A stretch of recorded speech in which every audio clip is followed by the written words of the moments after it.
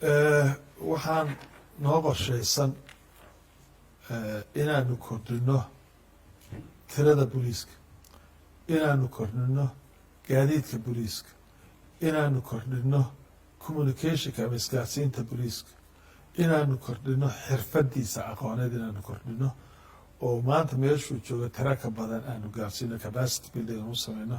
waxaan rabaa inaan kula socodsiiyo inuu ka mid yahay Interpol oo Soomaaliya ka mid yahay, xafiisna halka ku leeyahay, xafiisna aanu hadda ka furanayno Nairobi.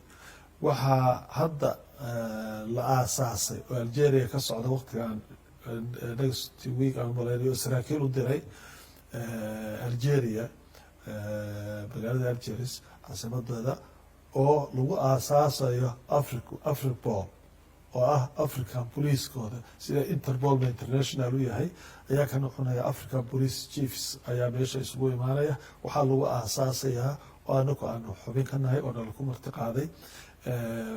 waxaa hadda Interpolka East Africa oo qaabilsan East Africa oo dhan, waxaa iyagana xafiisna loo ka furayaa Nairobi. weliba waxaa laga yaabaa inaanu Soomaalidu ka noqoto yani regionka madax ka noqoto boolka, marka internationally oo caalamka ah iyo gudahaba inaan la jaan qaadno ayaanu